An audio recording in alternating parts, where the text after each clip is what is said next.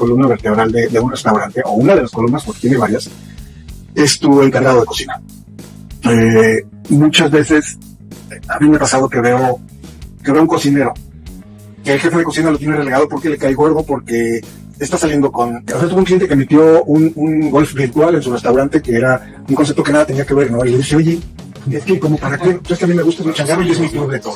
Ah, pues dale, ¿no? Entonces, si tienes la gana para hacerlo, el ego puede tomar el control del negocio, el ego del dueño, ¿no? Entonces, es muy cambiante, pero sí, ¿qué puedes ver? Pues que, la gente de servicio es la indicada, tu menú es el indicado, tus platillos están bien elaborados, estás en un lugar donde la gente lo voltea a ver, la gente está preguntando, está llevando una buena campaña en redes sociales, ¿no? Que es la fama hoy en día en la que te promueves. Uno de los grandes errores que cometen muchísimos de los dueños de restaurantes es pensar que la gente es estúpida. Y digo, volviendo al tema, otra de las cosas que a mí me preocupa mucho, que muchas veces hacen los dueños de restaurantes, es meter un financiero. Cuando empiezan, o sea, dicen, vamos a mejorar nuestras finanzas, todo está bien, pero cuando le hacen caso a un financiero en la parte del gusto, pues no tiene ese conocimiento, ¿no? Teníamos al gerente equivocado, la locación equivocada, el encargado de cocina muy equivocado, había muchas cosas mal, pero las fuimos arreglando, y cuando llegamos a la parte de promoción o de cambiarnos, también ahí entramos en un conflicto de cambiarnos de lugar, nos cuesta muchísima lana. Sí, entonces no tenemos el recurso para cambiarnos. No es fácil llegar a un lugar y decir, bueno, este es el lugar donde vamos a despegar, ¿no? Porque pues, resulta que también esos locales disponibles, pues, están ocupados, ¿no? O sea, y el que lo tiene no lo suelta tan fácil. Ernesto no es solo un chef con más de 25 años de trayectoria, es un experto en la creación y operación de conceptos gastronómicos. Ha diseñado más de 20 restaurantes dentro y fuera de México, fusionando la alta cocina, la tradición mexicana y técnicas de vanguardia. Para lo que realmente distingue a Ernesto es su capacidad para combinar sus grandes pasiones, la comida y el mundo biker. Es un embajador de la cultura foodie biker, creando conceptos tan originales como Texas Food and Bikes, donde fusiona la parrilla tejana con el amor por las motocicletas. Además, es el encargado de la propuesta culinaria del recién inaugurado restaurante Taipa en Polanco, donde fusiona la gastronomía peruana y mexicana. Ernesto comparte una filosofía de cocina profunda y respetuosa. Hablaremos con él sobre negocios, cómo empezar un emprendimiento y nos dará consejos muy útiles para administrar y operar tu restaurante.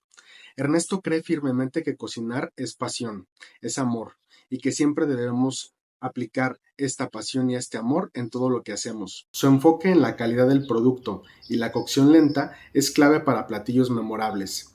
Si sueñas con abrir un restaurante o simplemente amas la buena comida y quieres entender qué hay detrás de un plato excepcional, este episodio es para ti.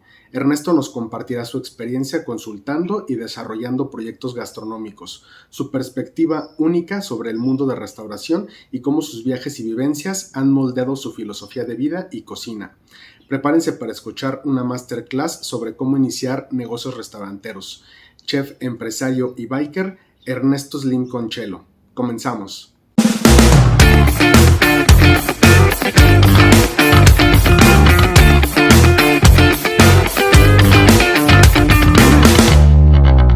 Hola, bienvenidos a su podcast Business en la Cocina. El día de hoy estamos con un invitado especial, el chef Ernesto Slim. Muchas gracias por acompañarnos. Un placer estar con ustedes. Bienvenidos. Gracias. Chef, quiero empezar un poquito por los inicios, digamos, de su vocación como chef. Por ahí escuché que había empezado su trayectoria como cocinero desde los 6 años, preparando una receta en una caja de hot cakes y siguiendo las instrucciones. Cuéntenos cómo evolucionó esa vocación y ese gusto por la cocina desde tan pequeño. Bueno, pues como bien hiciste tu tarea, esa fue mi primer acercamiento a la cocina, fue eso, ¿no? Hacerle unos hot cakes a mi hermana, un día que mis papás estaban dormidos, y pues siguiendo las instrucciones de la cajita, y para mí fue hacer magia. Como buen dragón, el haber podido lograr realizar unos hot cakes que no me acuerdo cómo quedaron, pero seguramente quedaron pésimos. A partir de ahí, pues nace mi amor por la cocina y empezar a experimentar y hacer cosas, y poco a poco ir haciendo pues más platillos, mucho experimento, mucho seguir recetas. Pues me acuerdo mucho de un programa en el 11 donde había varios chefs que cocinaban y me encantaba, o sea, no me lo perdía, ¿no? Ya esa etapa fue en la adolescencia, pero no me lo perdía, ¿no? De ahí siguió el canal del gourmet, la escuela y el trabajo, y así ha ido evolucionando, y hasta la fecha seguimos estudiando, aprendiendo, descubriendo, inventando, probando todo. Qué padre, o sea, siempre fue el gusto por la cocina, nunca hubo una duda de sí, pero tal vez me dedico a otra cosa. No, sí la hubo, definitivamente. El trabajo de cocina es un trabajo que no es para todos, no es un trabajo fácil. Suena muy glamoroso decir el chef, pero pues detrás de la palabra chef hay un tiempo de trabajo, hay un tiempo de joda, hay un tiempo de mojarse los pies, de estar en el frío, de estar en el calor, de cortarse, de quemarse. O sea, no es tan glamoroso como se escucha, ¿no?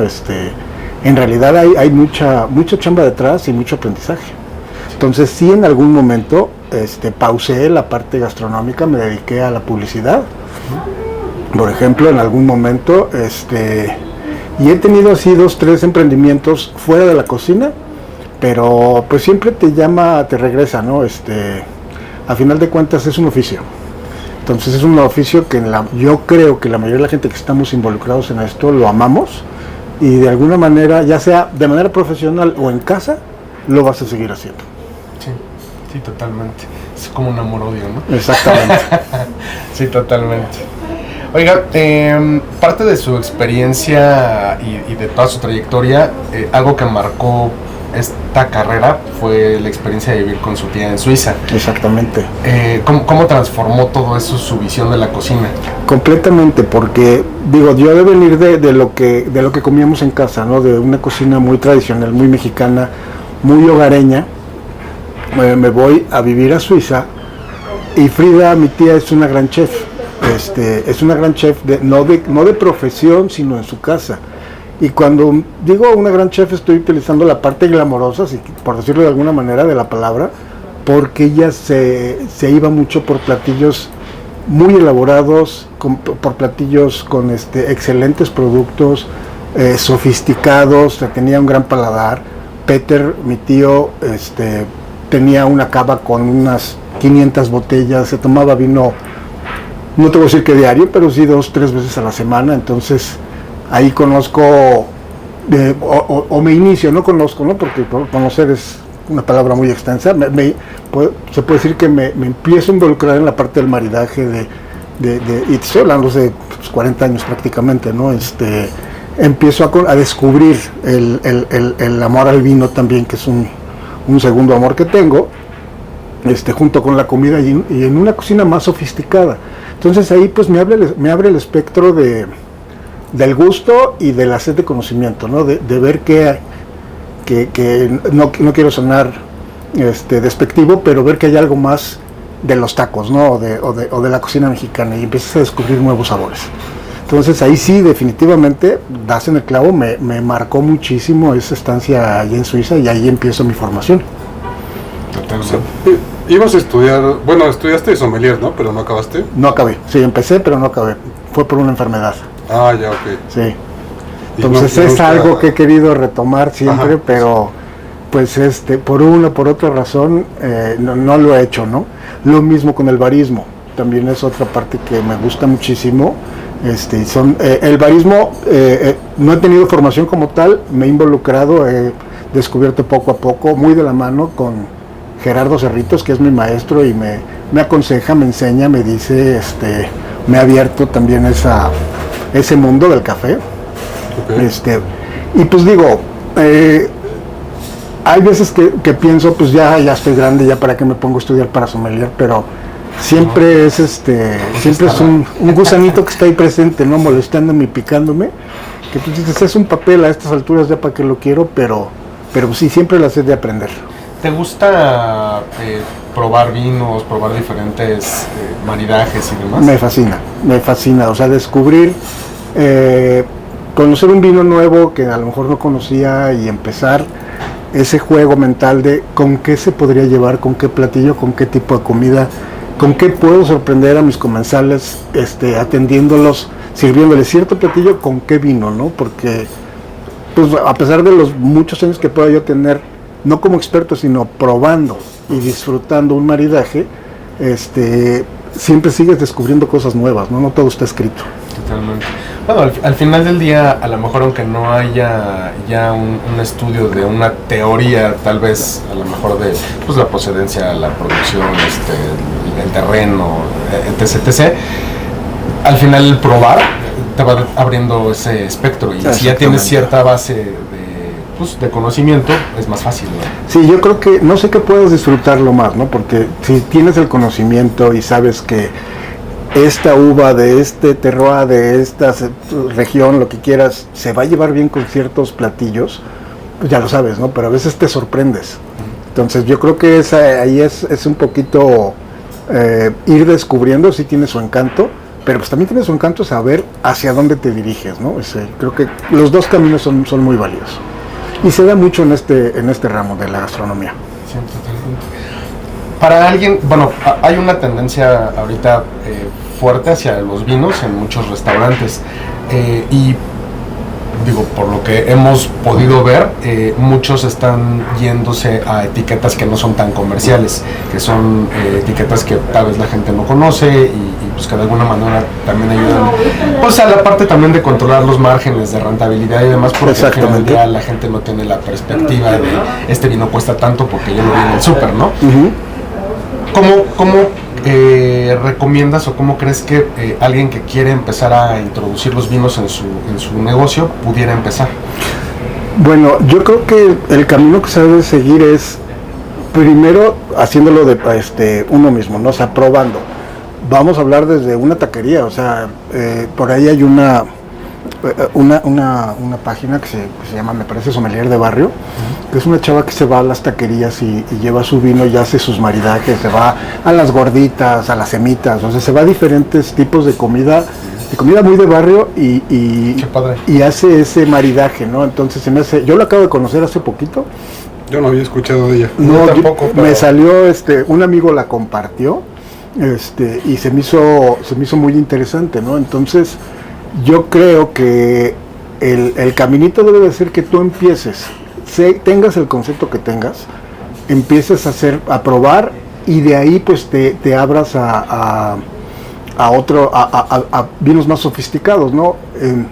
Como bien dices, a mucha gente no le gusta, a muchos restauranteros no les gusta meter en su carta vinos que hay en el súper, porque pues obviamente la perspectiva del comensal es un poco drástica, ¿no? Hacer la comparación, ¿no? De exactamente. Porque si en el súper me cuesta esto, me lo vas a vender en tanto. Sí, ha habido muchos abusos, ¿no? También por parte de la industria, o sea, gente que vende, multiplica por 5 el valor de la botella, pues no se vale, ¿no?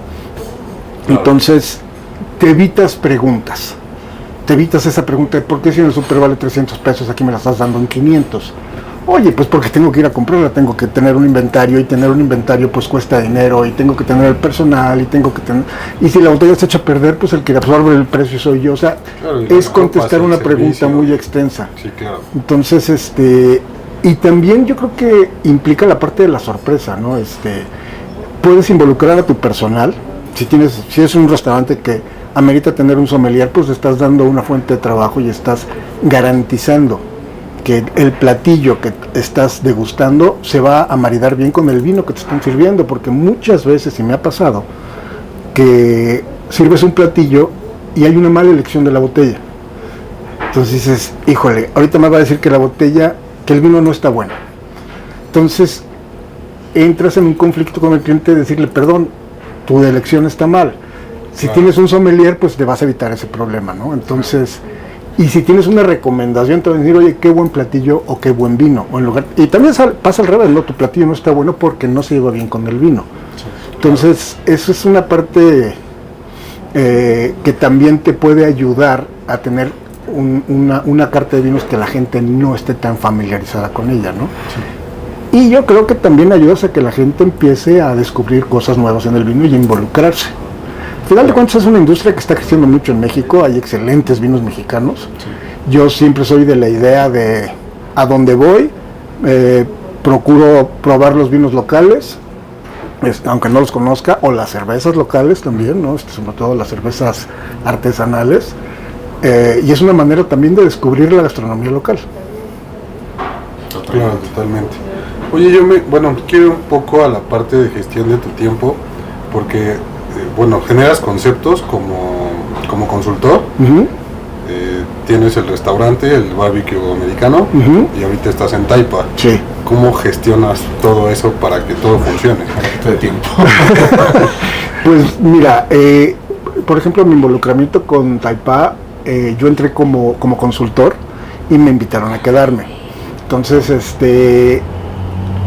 cuando yo empecé en la consultoría de creación de conceptos gastronómicos, realmente éramos muy pocos los que estábamos en eso. Se cobraba mucho más caro que ahorita, ¿no? Ahorita ya se podría decir que es una industria que es muy fácil conocer a alguien que se dedica, a un chef principalmente, que se dedica a crear conceptos gastronómicos. Y yo pues empecé en esto hace unos 25 años más o menos. ¿Cuánto se cobra más o menos? O sea, en un general. En un general, depende. mira, te podría decir que la base para un concepto gastronómico, dependiendo del restaurante y el alcance y el número de platillos, puedes empezar en una base de unos 300,000 pesos, para arriba y para abajo, ¿no? Depende Claro. muchísimo de qué tanto te vas a involucrar.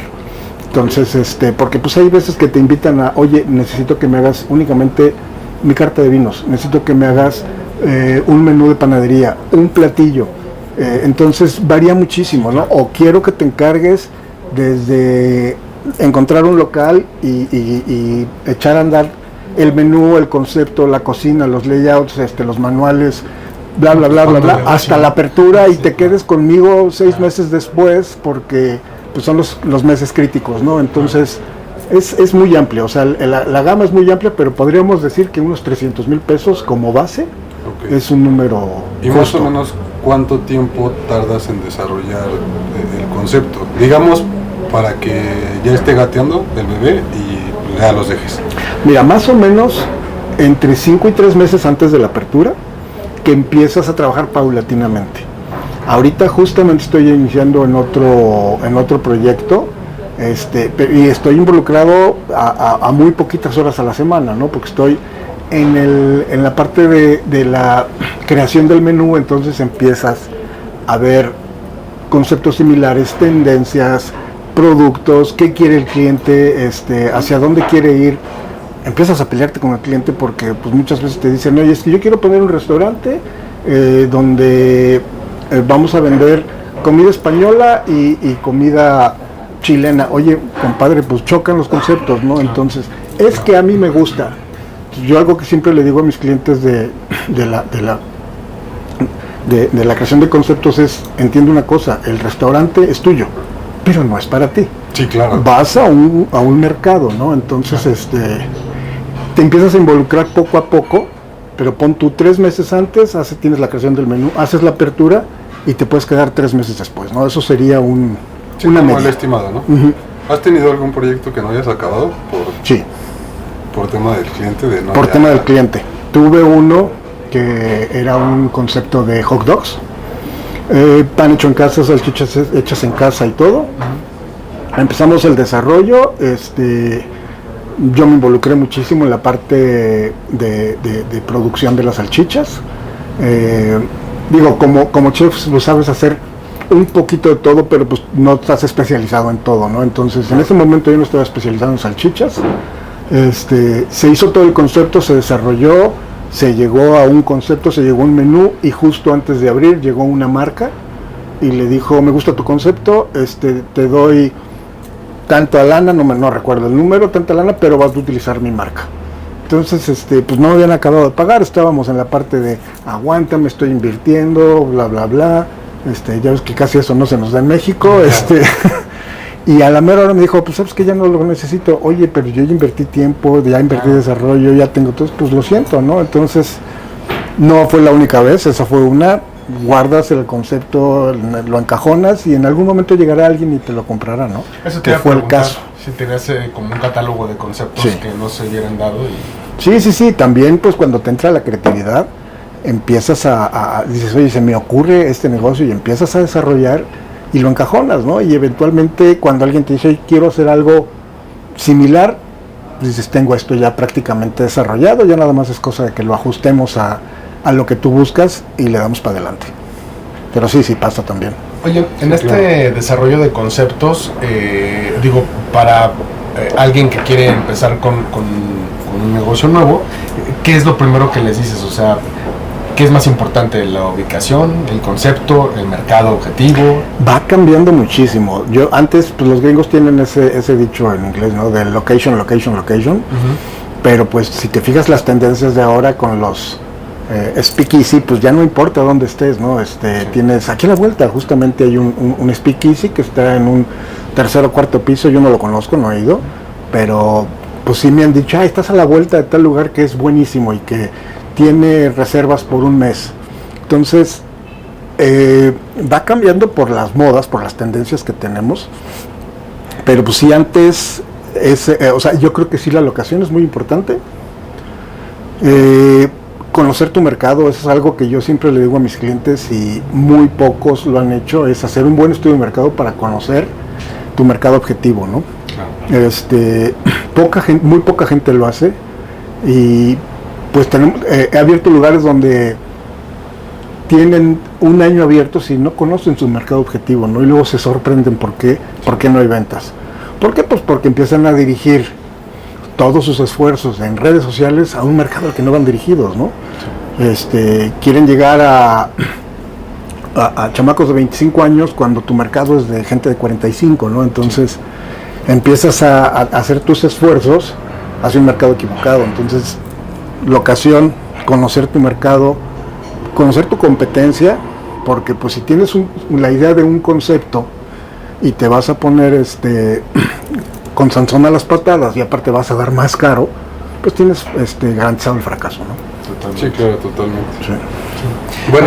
Bueno, regresando un poco a la gestión del tiempo, ¿cómo le haces? Mira, pues ahora sí que voy tratando de administrar. En el caso, por ejemplo, del Texas Food and Bikes, que es un restaurante de barbecue, como bien decías, que está ahí en el área de Chegaray, pues es un restaurante que tiene 3 años abierto. Entonces al principio estuve muy involucrado. El bebé ya gatea, ya no es bebé, ya camina y corre y lo hace solito, ¿no? Entonces actualmente el tiempo que le dedico es mucho menor, estoy más dedicado a Taipá, que pues aquí el bebé apenas gatea y de repente se nos cae, ¿no? Entonces hay que levantarlo. Y allí pues voy, aquí tengo que cumplir un horario, por ejemplo, no tengo que cumplir mi compromiso es por horas a la semana. Entonces también tengo ahí tengo flexibilidad, obviamente, de poder a veces venir a ciertas horas. Y me dedico en mis tiempos libres, también dependiendo de cómo lo necesite, el otro concepto que tengo de barbecue.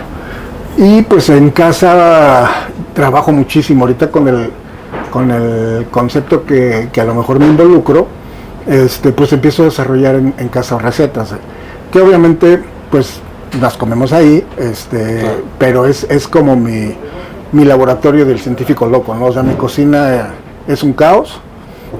A veces estoy desarrollando, a veces estoy generando contenido para mis redes, y muchas veces pues va de la mano, ¿no? Ahorita, por ejemplo, cosas que he hecho para los canales que llevo, en realidad son platillos que van, que la idea es desarrollarlos en el nuevo concepto que vamos a abrir. Ok. O sea, entonces digamos que le das doble uso. Exactamente. Lo usas para tu contenido, pero aparte es algo que estás trabajando. Sí, y también me he traído de cosas que he desarrollado en los videos, me los traigo a Taipá o me los llevo al Texas, ¿no? Entonces ahí me lo voy campechaneando. O son pruebas que hago que digo, ya que las pruebo, pues está muy bueno el platillo a lo mejor, pero no es para ninguno de los 3 conceptos, ¿no? Entonces queda descartado y se va, como decíamos, al cajón. Okay. Oye, acabas de decir 2 cosas bien interesantes. Cuando el bebé ya gatea y corre, y cuando apenas pues está como tembeleque, ¿no? Uh-huh. ¿Cómo desarrollas al equipo de trabajo y empiezas a apuntalar el negocio para que justo corra solo? ¿Y en qué momento decides tú salirte de la operación? Bueno, como consultor tal vez es un poco más fácil porque, vaya, al final, pues bueno, al final del día a lo mejor la inversión está por parte del dueño, que tienes una responsabilidad con él, pero al final del día el riesgo tal vez no se asume de manera directa y eso te permite ser más objetivo en la toma de decisiones. Pero Pero ¿en qué momento decides o recomiendas que alguien se pueda salir del negocio?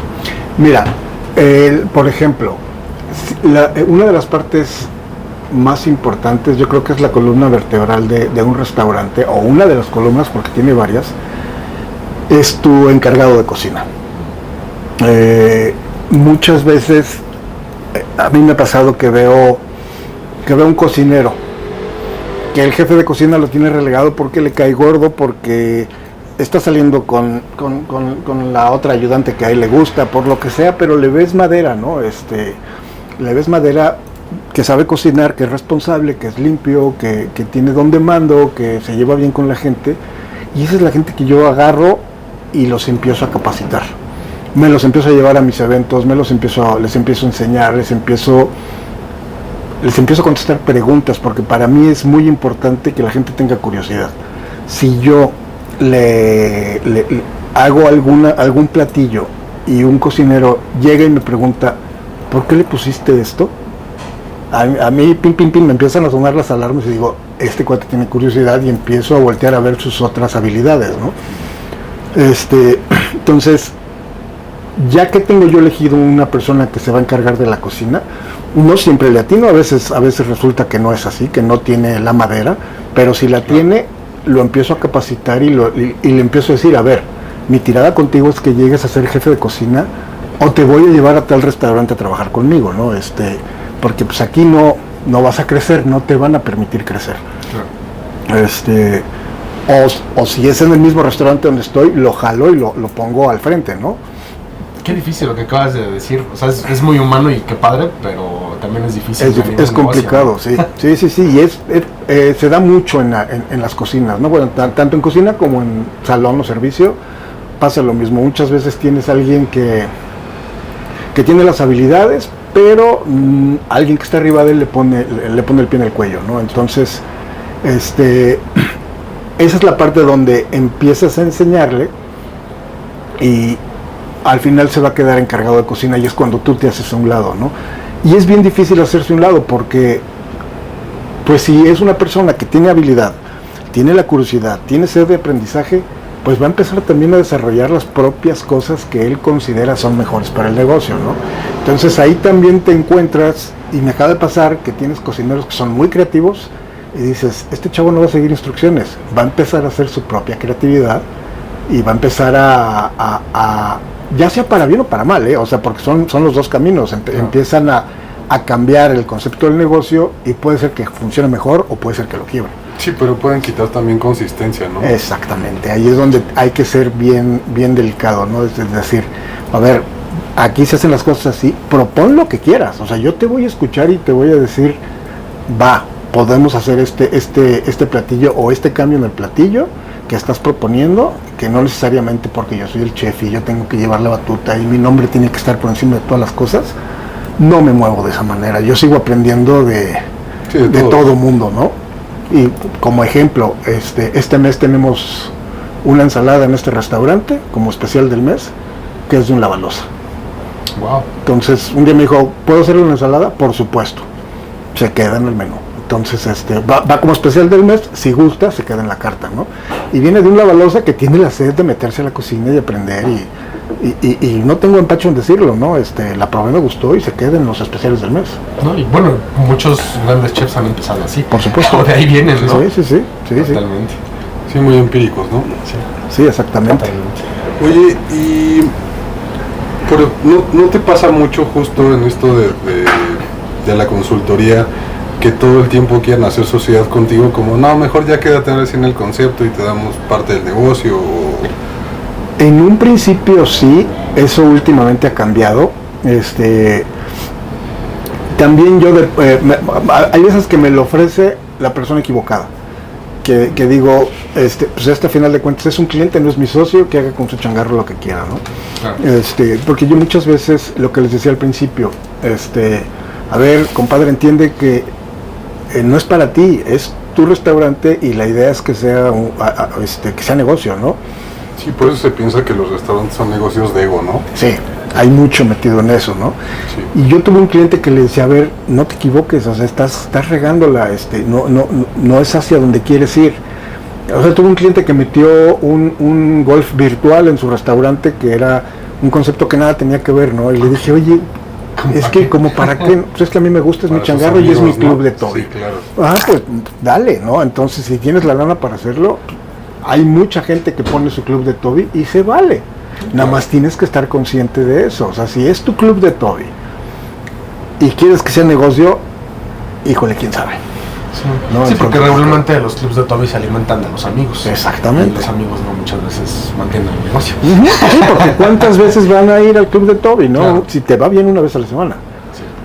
Bueno, y si los haces que paguen, ¿no? Porque hay mucha gente Aparte, que Sí, además. yo invito. Sí, exactamente, ¿no? Entonces, tienen que estar muy conscientes de si te estás acercando a un consultor, y yo creo que eso vale no nada más en restaurantes, en cualquier tipo de negocios, si te estás acercando a un consultor para pedirle una consultoría, pues escúchalo.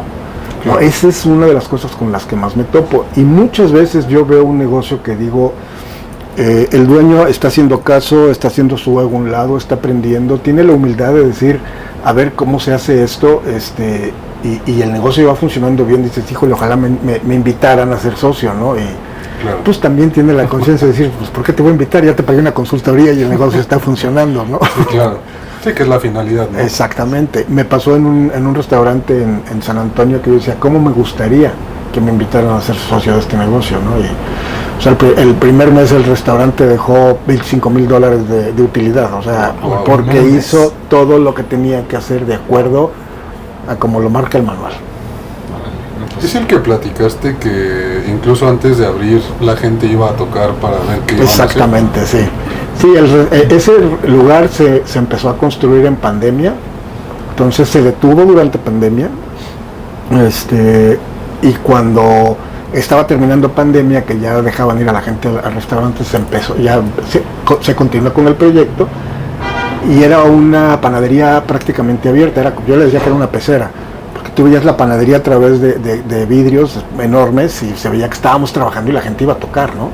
Incluso el dueño me dijo, oye, si ponemos una manta y anunciamos y ponemos luz, dije, por favor no lo hagas, no pongas nada, simplemente vamos a abrir la puerta y con eso vamos a empezar a hacer nuestras pruebas externas, ¿no? De esa manera. Sí, No, o sea, validar el negocio, ¿no? sí, no, nosotros abrimos un viernes, el sábado se acabó todo, el domingo no pudimos abrir porque ya no había producto.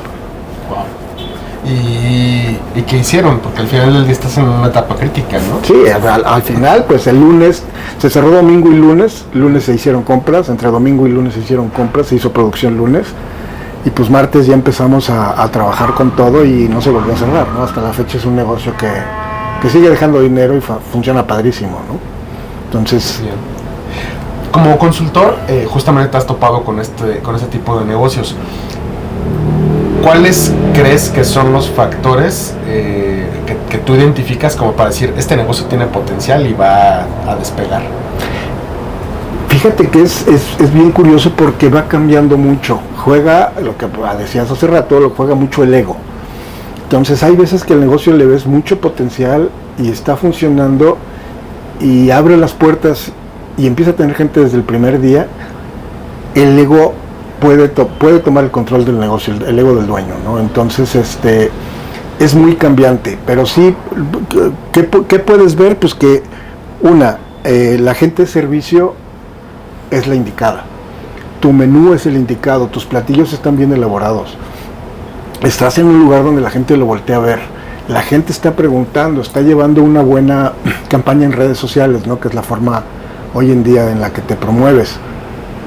Pero pues ¿qué pasa? Que hay veces que entra el ego o entra la ambición del dueño, ¿no? Y dice, pues si tengo una carne que me vale 600 pesos el kilo, pues ¿qué pasa si meto una de 300, ¿no? O sea, me voy a empezar a tener una mayor utilidad. Lana, sí, ¿no? y empiezan la a gente se va cambiar, empiezan a cambiar eso. Y uno de los grandes errores que cometen muchísimos de los dueños de restaurantes es pensar que el cliente es estúpido. Sí. Entonces, Sí. no es cierto, al comenzar se da cuenta, en cuanto le cambias un poquito al producto se da cuenta, Sí. y te lo dicen. Entonces, otra de las cosas que también... Bueno, en el mejor de los casos te lo dicen, porque lo primero que hacen es No, van a Google y te dejan la sí, reseña, sí, ¿no? ahorita es Google, ¿no? Pero antes se decía que una buena recomendación viaja 5 veces. O sea, una persona se la va a recomendar a 5 más. Una mala se la va a decir a 20. Sí. Entonces ahorita pues no te... Ay, todo en orden, todo bien, sí, todo bien. O sea, como dices, dan la vuelta y te pegan durísimo en Google o en donde pueden, ¿no? Entonces cuando te lo dicen pues pasa eso, ¿no? Y digo, volviendo al tema, otra de las cosas que a mí me preocupa mucho, que muchas veces hacen los dueños de restaurantes, es meter un financiero. Cuando empiezan, o sea, dicen, vamos a mejorar nuestras finanzas.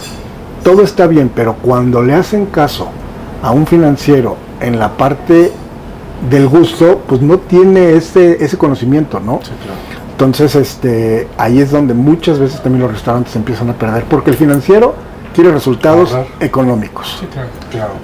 Él no entiende de calidades, de si está bien, si está mal, cambia marcas, y ahí empieza a presionar al área de compras. Área de compras empieza a pelear con el chef, porque ya le están cambiando todo, y todo, ¿dónde se ve reflejado? En el salón. Sí, totalmente. ¿Te ha pasado ver declives de lugares? Por Sí. eso? Sí, y crónicas de muerte anunciada. De que empiezan a apretar los tornillos del gasto, y ya que empiezan con esa necedad, dices, y puede ser por dos cosas: una por ambición, por ganar más dinero, y otra porque hacer que el lugar sea negocio, ¿no?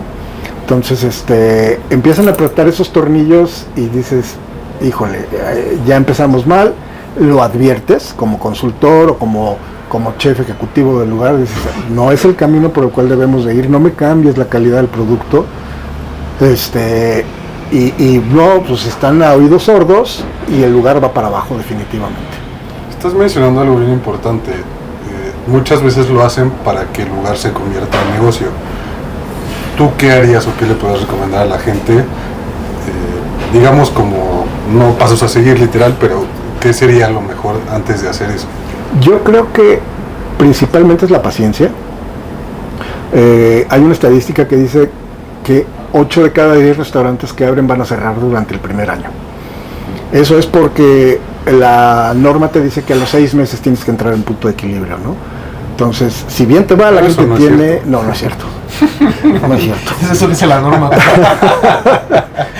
Digo, yo más cercano no lo puedo tener. El Texas Food and Bike se tardó 2 años en llegar a punto de equilibrio, ¿no? Entonces, sí, claro. Es un lugar especial, es un lugar de nicho, es un lugar que está en un segundo piso, es un lugar que si tú lo ves por fuera parece un taller mecánico, y la comida es espectacular y el servicio es muy bueno y todo está bien adentro, pero hacer que llegue la gente ha costado 2 años. Sí, claro. Entonces, no es lo mismo si estás ahí que si estás sobre Avenida Mazarik, ¿no? Entonces, Sí, todo el mundo te va a ver, sí, o sea, son claro. condiciones muy Bueno, diferentes. y o ahí o hacia la salida a Cuernavaca, por ejemplo, que ahí está todo tu nicho, ¿no? Sí, exactamente.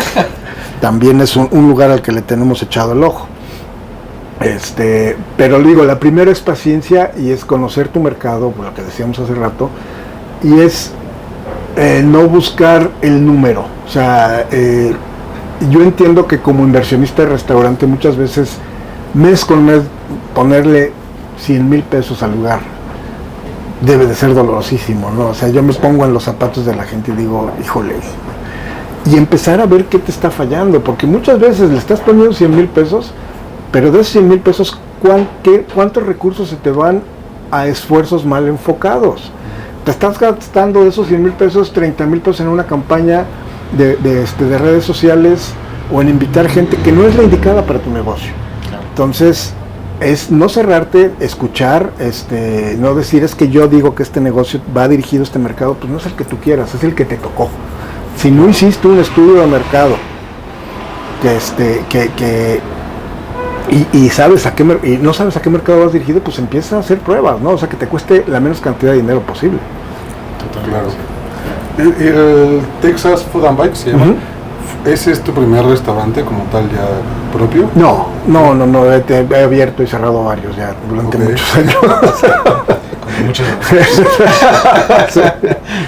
¿Y tienes socios ahí? Sí, tengo 2 socios. Ah, ok. Y se hizo porque les gusta la moto, ¿no? Entiendo. Exactamente, somos amigos motociclistas. Ok. Y uno de ellos, que o sea, digamos que somos 3, el griego, que es muy buen amigo mío, rodamos juntos, estuvimos en un mismo motoclub en algún momento, él invita al tercero, que yo no lo conocía, ahora sí que lo conocí para para abrir el negocio y pero pues nos une el amor a la comida y el amor a las motos en ese lugar, ¿no? Ok. Oye,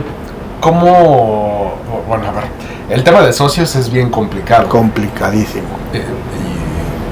¿Cómo gestionan esa parte? O sea, dividen responsabilidades. Digo, porque al final del día hay socios que a lo mejor solamente son capitalistas, pero cuando van al negocio quieren ir a cambiar cosas.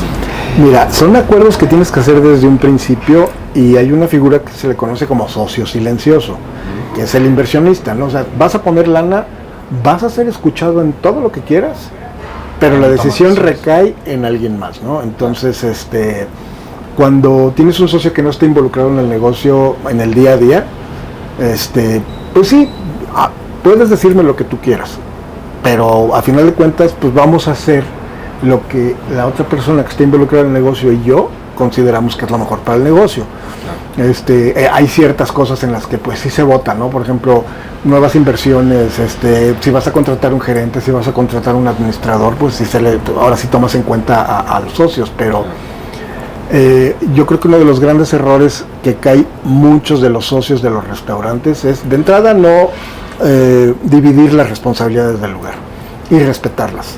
Y la otra es que si no estás involucrado, no opines, porque no sabes qué está pasando adentro, ¿no? O primero escucha a todos los involucrados en el problema que hay y luego toma decisiones, pero si te guías porque me dijeron, porque un cliente dijo en redes sociales tal cosa, porque fue un amigo y dijo que la carne no le gustó, que no te puedes basar en eso y eso se da muchísimo. Sí, totalmente. ¿Implementas algún sistema de medición o sea, opiniones, tu costeo o tu ticket promedio a lo mejor por mesas, qué tanto está como tu NPS en el restaurante y demás? ¿Haces algo así? Sí lo hacemos, depende del lugar. Por ejemplo, en el Texas tenemos una encuesta al final. Para mí el feeling de acercarte a la mesa, a platicar con el cliente, preguntarle, es básico. Yo como chef, hay lugares en los que pues, el chef sube y platica con los clientes, ¿no?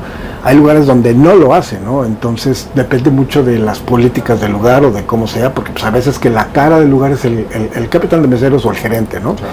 Hay veces que el chef es la cara del lugar. Sí, claro. Entonces cuando tienes ese feeling con la gente, para mí es más válido. O sea, yo prefiero llegar y, como decimos en el argot del restaurantero, llegas y tocas la mesa, pues puedes tener una opinión a lo mejor más sincera de la gente, ¿no? Te das cuenta, a lo mejor llegas, te acercas y te dices, hoy todo está bien, todos sus platillos, la atención, estuvo todo en orden. Sí, muchas gracias. O sea, ahí te das cuenta que algo falló, ¿no? Seguramente no estuvo tan bien, pero no tienen la apertura para decirte, claro, esto no me gustó, ¿no? Pero de 10 mesas que tocas, pues algunas van a ser extremadamente sinceros y te van a decir, oye, en lo particular a mí este platillo me gustó, pero lo sentí salado y no me gustó y esta sopa está aguada o lo que sea, ¿no? Entonces también tienes que ser muy psicólogo y es lo que siempre le digo yo a la gente de servicio. No siempre como gerente, como chef o como mesero o capitán puedes tocar la mesa, porque hay gente que no quiere que te acerques también. Claro, o sea, hay gente que no quiere, viene a comer y viene a platicar a lo mejor con la novia, la esposa, se están divorciando, vete a saber, tú no sabes qué está pasando en la mesa, ¿no? Entonces tienes que ser psicólogo y saber cuándo acercarte a una mesa o no. Hay veces que yo volteo, te voltean a ver y se voltean, dices, no me acerco, no quieren que me acerque, sí, ¿no? Ese feeling, ¿no? Ajá. Llegas, te acercas, los ves, te sonríen, te están invitando a que te acerques a la mesa, ¿no? Entonces, claro, hay que tener una parte de psicólogo para acercarte a una mesa y sentir qué es lo que está pasando. Sí, totalmente. Hay un pitch que manejan como alguna línea a lo mejor como de comunicación, sobre todo con estas mesas que tal vez son las más difíciles porque justo se cierran en la comunicación y no te dicen que algo estuvo mal en el servicio, pero después van a ir y se van a quejar en donde puedan, ¿no? Exactamente. ¿Tienen como alguna línea marcada como, a ver, trata de detectar con estas preguntas o algo así, pues como para atender o apagar fuegos antes de? Un pitch como tal no, porque cada mes es diferente. Claro. Entonces, ahí es un feeling, ¿no? Y es ir enseñándole a la gente cómo acercarse a la mesa. Yo muchas veces que me toca por ejemplo, aquí durante algún tiempo he estado encargado tanto de cocina como de comedor. Actualmente no, entonces pues dejo a la persona encargada que maneje las cosas a su manera. Pero cuando yo he estado encargado de comedor, les digo, los veo, los observo, veo cómo se acercan a la mesa y les digo, oye, no seas tan agresivo, o acércate un poco más, o fíjate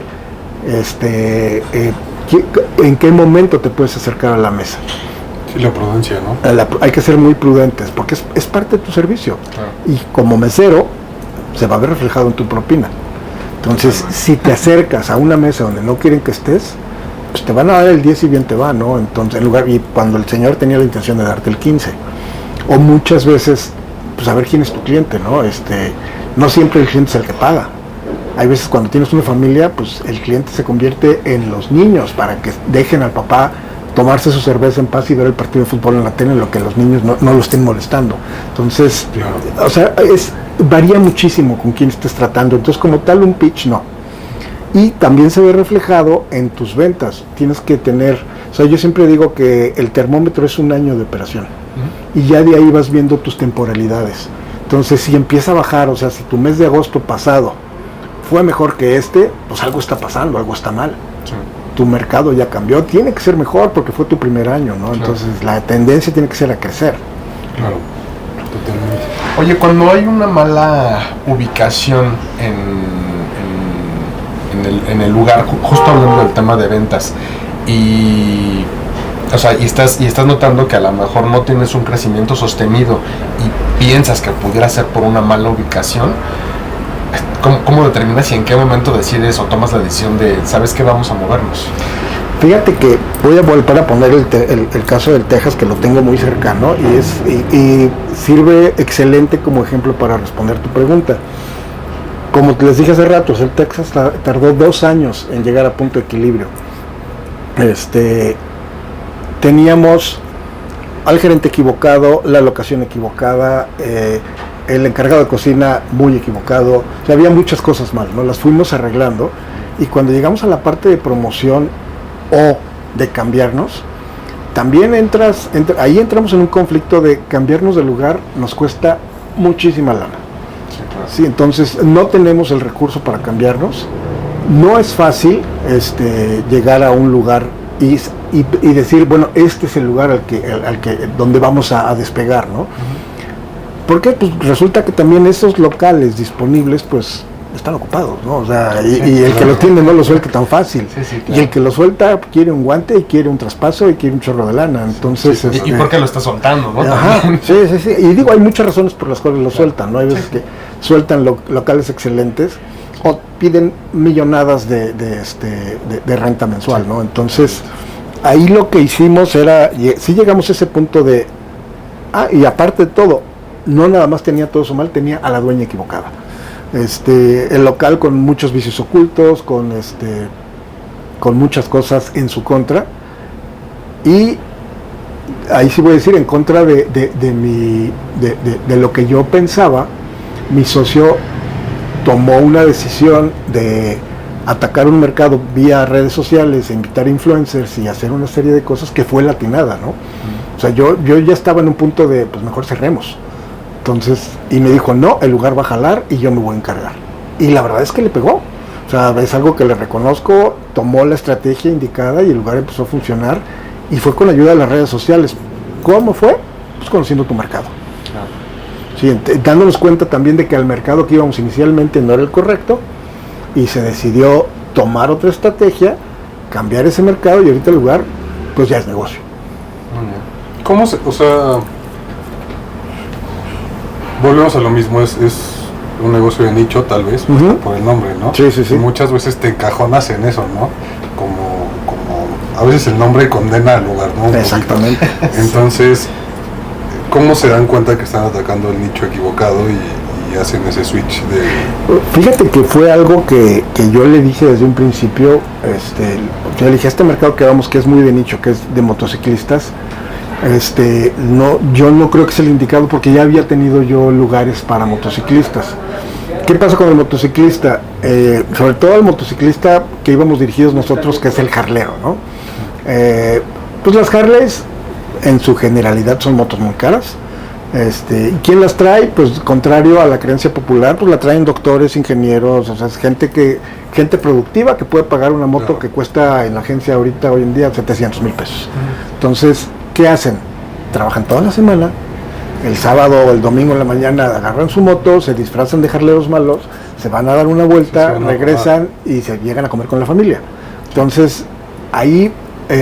muchos de ellos, muchos motoclubs, sí habemos gente que vivimos en moto, ¿no? Yo, que es mi caso.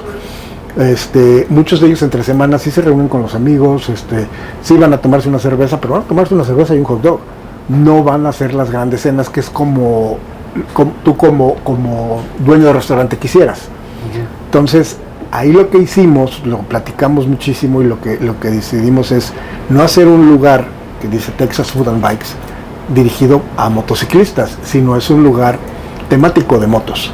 Entonces, lo que nos hizo cambiar ese switch fue ver que a lo mejor un miércoles en una reunión del motoclub de jarleros llegaban a tomarse una cerveza y un sándwich, y llegaban cuates con chalecos de piel y en sus motos y todo, y de repente el fin de semana lo veías de zapatito, de bermuda, de camisa color pastel, y lo veías y decías, este cuate yo lo conozco, lo he visto en algún lado, y viene con la familia, y decías, ya sé quién es el motociclista que vino el otro.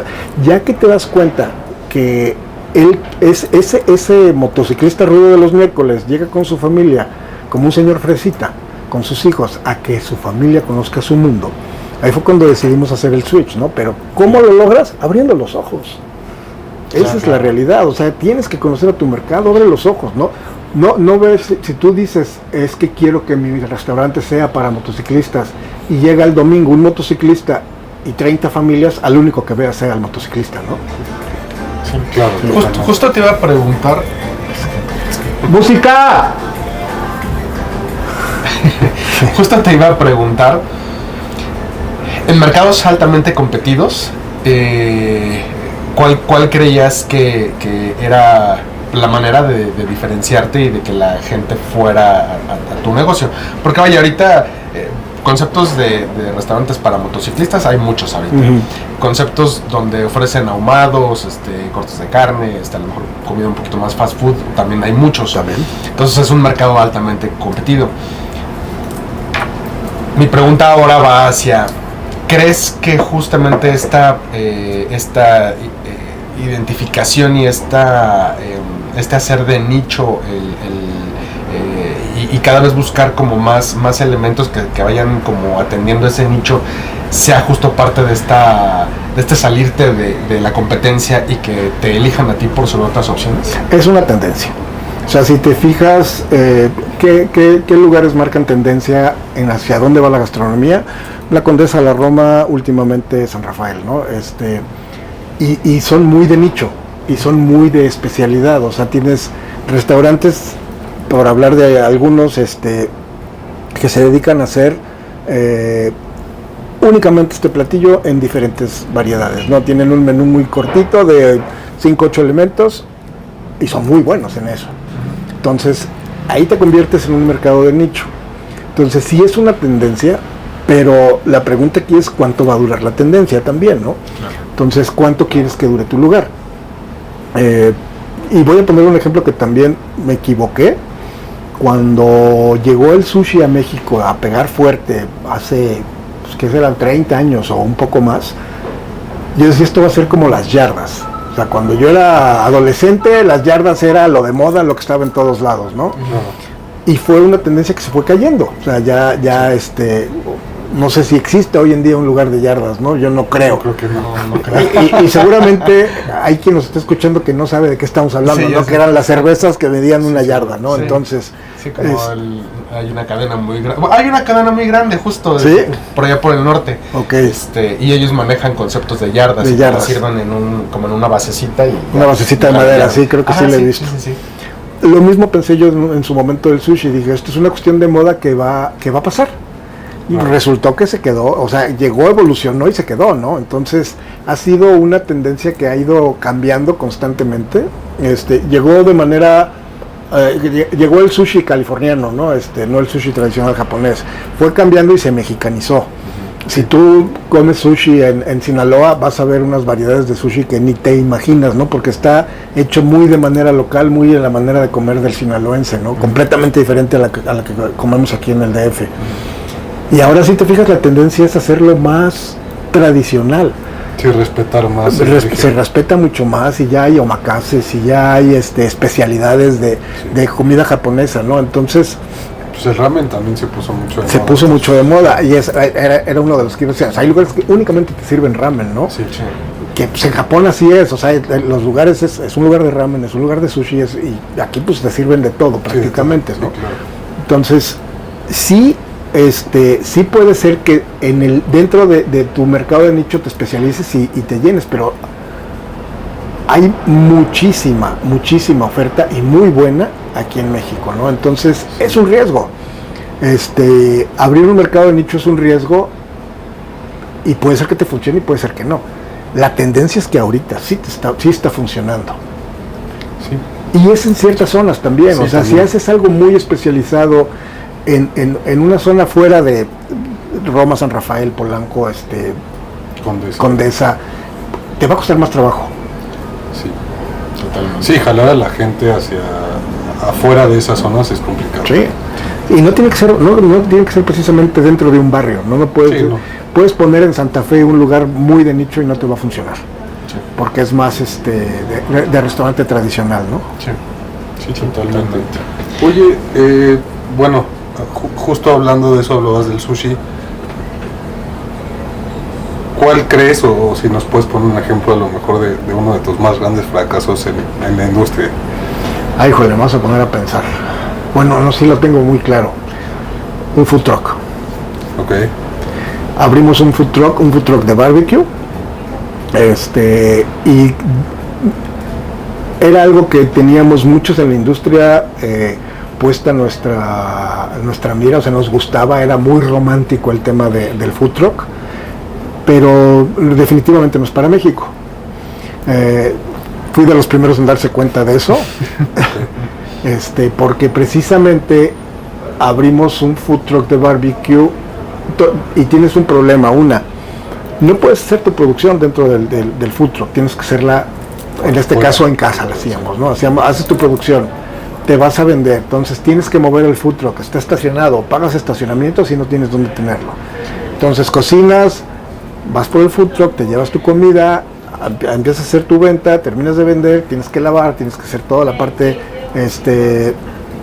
que normalmente se hace en un restaurante, estacionar el food truck, irte a tu casa, y es complicadísimo, ¿no? Entonces, ¿con qué nos topamos? El concepto de food truck como debe de ser, o como se creó en Estados Unidos, pues ellos pagan menos impuestos, no pagan renta, y les da la opción de dar un buen producto a un menor precio. En estricta teoría, no siempre es bueno, ¿no? Porque también el lugar te limita. ¿Qué pasa en México? Pues que tenías que pagar renta. Y tenías que pagar renta por estacionarte en un lugar donde no te daban ningún servicio. Si bien te iba, te daban agua y luz. Si bien te iba. Sí, claro. Entonces ya te estás... ¿Y qué pasa con la gente? La gente llega, se acerca al food truck, y pasaba también con los mercados que se pusieron de moda, ¿no? Comes incómodo, tú tienes que pagarte por tu propia comida, te sientes en una banquita donde no vas a aguantar más de media hora estar sentado ahí porque es incomodísima, no estás en las mejores condiciones para calentar los platillos, para que estén en las mejores presentaciones, y vuelvo a repetir lo mismo, hay que conocer a tu mercado. El mexicano es muy comodín, si estoy pagando quiero que me atiendan como rey. Pero es que aparte la gente tenía esta idea de que porque era food truck tenía que ser más barato. Ajá. Entonces muchas veces no pagaban. Digo yo, y food trucks muy buenos que no duraron justo porque la gente decía es que está muy caro. Sí, y pasaba una cosa, y pasó también con los mercados que durante algún tiempo se pusieron de moda. ¿Cuál es una de las medidas que un restaurante está teniendo éxito? Que ves a la gente regresar. Y muchas veces, ya a lo mejor como chef no me doy cuenta, pero ya veo que el mesero lo saluda de nombre, ya sabe qué pide, licenciado, le doy lo de siempre, ese tipo de cosas, dices, la gente está regresando. ¿Cuántas veces ibas a los food trucks, o a los parques de food trucks, o al mercado Roma, o al mercado San Ángel, o a los diferentes mercados? Pues vas una vez, o sea, la gente, yo estuve en el mercado Roma, con un concepto precisamente que saqué del cajón de las salchichas y lo pusimos en Mercado Roma. Y yo me llamaba mucho la atención que pasaban los meses y no veía que la gente regresara. Entonces, ¿qué pasaba? Iban una vez, conocieron, vivieron la famosa experiencia, que todo el mundo quiere vivir experiencias, y ya, o sea, decía, ya la viví, ya. Sí, pero tú no tenías de compra, entonces Ajá. no había negocio. Exactamente, entonces... Bueno, y es que además es un concepto complicado porque, o sea, llegan y cada quien puede pedir de diferentes lugares y entonces el servicio no sabes quién te lo da, si te lo da de donde pediste o te lo da el otro, uno te lleva las bebidas, otro te lleva una comida y entonces estás así como... Sí, es un concepto confuso. Muy complejo, Confuso, entonces sí fue de los mayores fracasos, fue el food truck y estaba padrísimo, o sea, fue divertido, me enseñó muchísimo, principalmente lo que me enseñó es no lo vuelvas a hacer, pero sí fue un fracaso absoluto. ¿Cuánto tiempo duraste? Abiertos duramos como 2 o 3 meses, o sea, era porque aparte era una friega, no te dejaba hacer otra cosa y tu capacidad de venta no te da para vivir, ¿no? Sí. Entonces... Claro, totalmente. Oye, hablando justo de tendencias, hay una tendencia ahorita mucho hacia el minimalismo y el zero waste en los restaurantes y demás. Tu experiencia en Oaxaca creo que fue parte de lo que te pues llevó como a tener esa conciencia, ¿no? De no desperdiciar, de honrar al animal en este caso. Platícanos un poquito más de eso y si crees que esa tendencia va a seguir hacia adelante. Es una tendencia complicada, sobre todo cuando es en un restaurante. Vamos a hablar de Taipá. El zero waste es bien complejo, ¿no? Porque el menú no te lo permite de entrada, ¿no? Entonces yo creo que dentro de los nichos es de los demás de nicho, ¿no? Porque te limita muchísimo el menú. Entonces sí, con lo que hablabas, ¿no? Del respeto al producto, yo le tengo mucho respeto al producto, pero no siempre se puede. Hablando por ejemplo de un platillo tradicional de aquí de Taipá, es el anticucho de corazón. Tiene mucho desperdicio, o sea, básicamente un corazón tiene un 50% de desperdicio porque es grasa que no te la puedes comer, ¿no?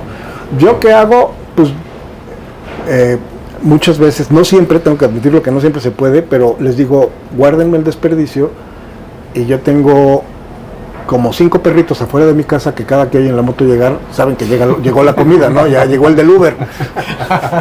Entonces, pues les doy algunas veces, o sea, compro un costal de croquetas para ellos, que lo tengo en el buzón, y ahí les voy dando de esas croquetas, y hay veces que puedo llevar parte del desperdicio de aquí, del recorte, se puede, entonces no estás desperdiciando, ¿no? En realidad estás alimentando perritos de la calle. O me encuentro algún perrito en la carretera o lo que sea, también. Pero no puede ser con todo, porque de entrada estamos, yo creo que muy en pañales para llegar a un zero waste en la industria, simplemente la empaquetada.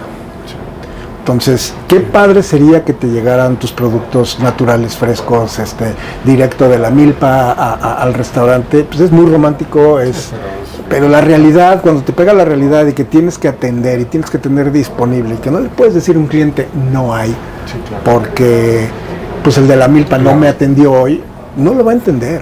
No, sí, no. Esto lo tienes en la carta y lo tienes que tener. Lo tienes que tener, ¿no? Entonces, claro. Y no hablemos de la parte financiera, ¿no? De que le dices al financiero o al encargado de compras, pues estas zanahorias me cuestan 5 veces más que las que encuentro en el súper de aquí enfrente. ¿Por qué? Porque me van a decir, me vale madre, o sea, sí, claro, cómprame las baratas, por favor, porque el cliente no se va a dar cuenta. Entonces, ahí es donde entra el conflicto, ¿no? Entre la parte operativa y la parte financiera. Oye, y tú que te dedicas a los ahumados, carne, ¿cómo ves la tendencia de veganismo, vegetarianos? O sea, digo, yo sé que falta mucho, pero a largo plazo lo han pensado. Mira, yo sé que se lo he dicho a mucha gente y muchos se sorprenden. Yo casi no como carne. Yo como carne una vez a la semana, o sea, y tengo una regla. Si me voy a comer un pedazo de carne, que es una carne muy buena. Se me hace una exageración que tengas carnes de pésima calidad por comer carne, cuando tienes otras opciones que son mejores, ¿no? O sea, Claro. a mí algo de lo que no me gusta de la industria es esta necesidad de tener ciertas especies de animales o ciertos productos en general, que les tengas que pagar el barco o el avión cuando tienes variedades similares o productos similares en México, ¿no? Esa globalización de la industria se me hace una exageración. Y lo mismo pasa con la carne, o sea, la tendencia del veganismo, o sea, yo nunca podré ser vegano, y no porque no me gusten las verduras, sí, lo consumo muchísimo, pero prácticamente soy lacto-vegetariano, entonces como muy poca carne, como muy poco pollo, me voy más hacia el pescado y el marisco, pero yo creo que por lo que yo he leído y visto y todo, no es sostenible, o sea, no es para todos. Sí, ¿no? Hay gente que simplemente no puede ser vegana o vegetariana, todavía es más fácil. Yo podría ser vegetariano con sus excepciones. Yo creo que sí tenemos que bajarle mucho al consumo de carne, y sobre todo carnes malas, Claro, y pues no abusar tanto también del producto de mar, ¿no? Porque hay mucho desperdicio, sí. muchísimo desperdicio. Digo, el tema es que hay muchos restaurantes que por ser competitivos prostituyen la industria. Ajá. Entonces, pues también hay gente que cree que se va a comer un buen corte por 300 pesos o 400. Y pues eso Exactamente. no es real, ¿no? Sí, Bueno, al no es menos real. no es buen corte. Sí, no es buen corte, ¿no? Y es muy subjetivo, porque a ti puede gustarte una carne mala. O sea, yo por ejemplo, a mí no me gusta la rachera, o lo que te venden como rachera, ¿no? Entonces es muy raro que me veas comer una rachera, pedirla en un lugar, no lo voy a hacer. Y es un corte muy prostituido en México, ¿no? Sí. Entonces, porque te están vendiendo algo que no es rachera como tal, es más económico que un buen corte, que un ribeye, que un New York, que lo que quieras. Sí, es más económico, pero pues no debería costar tan caro. También ahí entra oferta y demanda, que también lo entiendes, ¿no? Claro, también. Sí, es como el ribeye, que cuando es hacia fines de año se pone carísimo. Ajá, exactamente. Y es complicado. Oye, hablabas ahorita de cortes, no dijiste cortes, dijiste alimentos que los tienen que cruzar en barco o en avión. Creo que uno de ellos pudiera ser el wagyu o el Kobe, Ujú. que es lo mismo. Hay como mucho debate en México, creo, por el tema de que si el ganado mexicano es mucho mejor que el de otros países, y pues, que no tenemos por qué importar cortes de carne y demás. ¿Qué piensas alrededor de eso? Mira, hace poco hice un viaje a Japón y me tocó probar Kobe, y te puedo decir que la vida es una antes del Kobe y una después. O sea, definitivamente en mi vida había probado una carne como esa. En Japón obviamente no es tan caro, porque no le tienen que pagar el avión al pedazo de carne. Lo puedes hacer, aquí es prácticamente imposible. Sí, es mucho más Mucho allá, más costoso. Sí, no, aquí es una grosería lo que vale. ¿Es conflictivo? Sí. Kobe como tal o wagyu como tal no existe en México, no hay no se está criando aquí. Hay el cross wagyu, que le llaman. Y hay muy buenas carnes en México, definitivamente tenemos muy buenos productores de carne, pero no es diferente. O sea, la dedicación que le dan estos cuates a su ganado es... El tributo, ¿no? Sí, no, es única, y lo ves, o sea, tú desde como chef llegas, ves ese pedazo de carne y dices, esto es una mantequilla, o sea, ¿cómo le hicieron, no? El marmoleo que tiene la carne cuando la ves es impactante, y a la hora que te la llevas a la boca, pues Se deshace. Sí, no, se deshace, es otra cosa. Es para hacerlo alguna vez en la vida, definitivamente todos tenemos que hacerlo una vez en la vida. Sí es muy diferente, pero pues yo no te diría es lo único que hay, ¿no? O sea, sí, como te digo, la vida es una antes y una después del Kobe, sí, pero pues puedo seguir comiéndome un muy buen corte de Torreón, ¿no? Sin ningún problema. Claro. Sí, totalmente. Chef, para ir cerrando, para no quitarte más tiempo, ¿algún consejo que le puedas dar a los emprendedores que quieran empezar o estén en este mar y no sepan muy bien cómo salir avantes? Una, que se acerquen a los expertos. Mira, yo por ejemplo cuando me dan un proyecto, como pues decimos, de llave en mano, ¿no? Encárgate de todo, pues obviamente yo no me voy a poner a hacer la parte arquitectónica o la parte de instalaciones, yo me dedico a lo mío, y cuando el proyecto es completamente mío, subcontrato a la gente que se encargue de eso, ¿no? Tengo muy buenos amigos que he hecho en el camino que se dedican a las diferentes especialidades del negocio, y cuando el proyecto está en mis manos, yo los contrato a ellos. O sea, sé de vino, sé de café, pero no por eso voy a hacerte yo la carta de vinos, o voy a hacerte la carta de café y te voy a decir qué café sí, qué máquinas y todo. Sí puedo recomendarte, pero obviamente me acerco al que sabe más que yo. O sea, claro, en la parte de servicio más tengo compañeros que están muy involucrados y que saben mucho más que yo. La parte administrativa hay gente que sabe más que yo, entonces implementar todos los sistemas administrativos, los formatos, pues me voy a ir de la mano de quien sabe hacerlo. Lo mismo le digo a los inversionistas. Puedes ser millonario porque tu negocio, estás metido en finanzas o en la bolsa y has hecho mucha lana. Esa es tu especialidad. Eso no quiere decir que sepas de restaurantes, porque en la cuestión restaurantera hay un efecto que yo noto sí o sí siempre.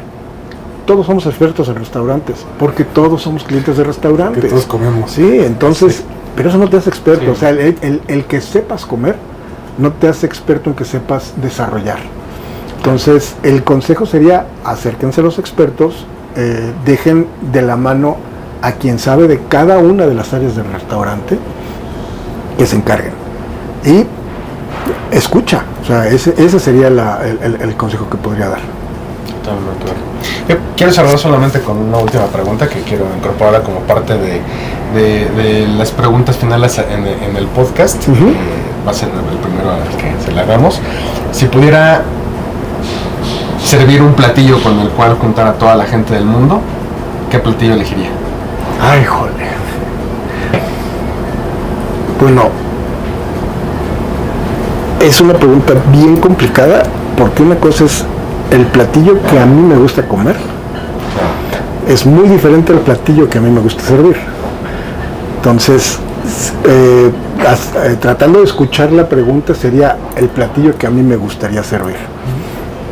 Y yo creo que de los platillos que más disfruto servir es un platillo francés, es el pollo al vino, el coq au vin, que es el favorito de mi mamá, y me fascina servir ese platillo porque prácticamente siempre que lo sirvo la gente sale muy contenta, o sea, les gusta mucho. Entonces, pues uno como chef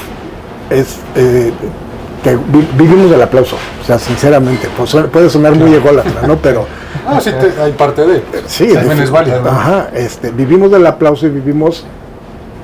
Muchas veces los meseros no lo entienden, ¿no? Cuando llegas y dices, ¿cómo nos fue con tal mesa? Pues bien, o sea, pues, ¿qué te importa, no? O sea, casi. Porque yo quiero ver reacciones, o sea, yo quiero ver, cuando yo sirvo un platillo, desde que lo ven, si le toman la foto, en el momento que lo prueban, si les evoca algo, ¿no? Algo. Hace no mucho serví guanzontles le serví guanzontles a un amigo y casi se le salen las lágrimas porque dicen, me recordaste a mi abuelita porque los hiciste exactamente iguales, ¿no? O sea, ese tipo de reacciones es lo que buscamos. Claro. Y en el coq au vin me pasa muchísimo, entonces yo creo que ese sería el platillo que serviría. Muy bien.